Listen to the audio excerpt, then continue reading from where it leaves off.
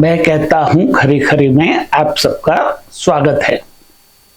Divine Mahakal की ओर से, प्रज्ञा महाअवतार बाबा जी की ओर से, गुरु माँ की ओर से और मेरी ओर से आप सबको ढेर सारे आशीर्वाद। सुखी रहो, खुश रहो, अपने कर्तव्य पथ को अदा करते हुए अध्यात्म के मार्ग पर आगे बढ़ो और मोक्ष की ओर गति करो। तथास्तु, तथास्तु, तथास्तु। मैं कहता हूं खरी खरी में हम सनातन धर्म की श्रेष्ठता और ज्येष्ठता और विशिष्टता की बातें करते हैं। सनातन धर्म विश्व की सबसे पुरानी धरोहर है और जो एकमात्र ऐसा धर्म है जो द्वैत से अद्वैत की बातें करता है। उसमें कोई आचार संहिता बड़ी लंबी नहीं है, सिर्फ एक ही बात बताई गई है कि अपने साथ प्रामाणिक रहो। Be honest to yourself. सिर्फ इतना ही करना है और जैसे जैसे आप ये अभ्यास करते जाएंगे आपको महसूस होगा कि आपका जीवन पूरा बदल रहा है। हम सुनते हैं कि जीवन दुख से भरा है, मगर सिद्ध गुरु कहते हैं कि मनुष्य जीवन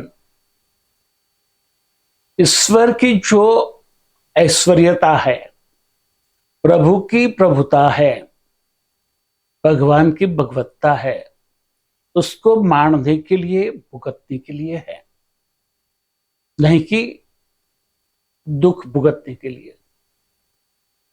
एक मात्र मनुष्य योनि ऐसी है जो प्रभु की प्रभुता, ईश्वर का ऐश्वर्य और भगवान की भगवत्ता मान सकती है, समझ सकती है, उसका अनुभव कर सकती है।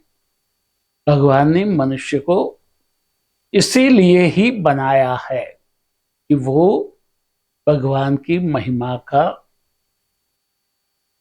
मंडन करे, भगवान की गरिमा को समझे और आगे बढ़ाए। मगर हम कहीं उलझ गए हैं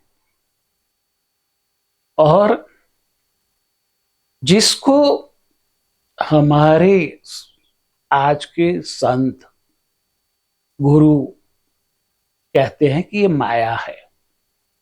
हाँ, ये माया है, मगर किसकी? भगवान की माया नहीं, शिव की माया नहीं, विष्णु की माया नहीं, ब्रह्मा की माया नहीं, देवी शक्ति की माया नहीं, मगर हमारे मन की माया है। हमारा मन ही माया का सृजन करता है, उसमें मानता है, उलझता है और फिर दूसरी माया को सृजन करता है, रचता है। वो माया ही माया में उलझता रहता है और ये मन का काम है। इसलिए सिद्ध गुरुओं ने कहा है कि यदि सनातन धर्म को अच्छी तरह से समझना है, अपने जीवन में अनुभव करना है, तो अपने साथ प्रामाणिक रहो। ज्ञान अगाध है, 4 वेद, 108 उपनिषद, अठ ब्राह्मण, वेद, वेदांत, आगम, निगम, पुराण, सब में एक ही बात बताई गई है। क्या बात बताई गई है? सिर्फ एक ही बात, द्वैत से अद्वैत की। एक को हम बहुश्यामी से फिर अनेक से एक बनने की बात यदि कहीं बताई गई है तो वो सनातन धर्म में ही है, मगर उसको सही तरह से समझना, अपने जीवन में उतारना और अनुभव करना, ये बहुत बड़ी बात है। ये सारी बातें मन से परे हैं, बुद्धि से परे हैं। सिर्फ सिद्ध गुरु की कृपा से ही आप उसको समझ सकते हैं और मन की माया से परे हो सकते हैं। हमें मन की माया से ऊपर उठना है। यदि आप मन की माया से ऊपर उठ जाते हैं तो आपके जीवन में कोई भी प्रकार की मुश्किलियां नहीं होगी, दुख नहीं होगा। एक बात समझनी जरूरी है। मैंने अनुभव किया है, आप भी अनुभव कर सकते हैं। हम गीता में उलझते हैं, वेदों में उलझते हैं, उपनिषदों में उलझते हैं, हम महाभारत में उलझते हैं, हम रामायण में उलझते हैं, मगर उलझना जरूरी नहीं है। जिस समय जो बात कही गई है उस समय के लिए वो बात सही थी। रामायण में जो कहा गया है वो रामायण के समय में सही था। महाभारत में जो कहा गया है वो महाभारत के समय में सही था। वेदों में जो कहा गया है वो वेदों के समय सही था। उपनिषदों में जो कहा गया है वो उपनिषदों के समय पर सही था। कहीं उलझने की जरूरत नहीं है। मगर आज क्या सही है वो हमें देखना है, समझना है और उसी के हिसाब से जीवन जीना है।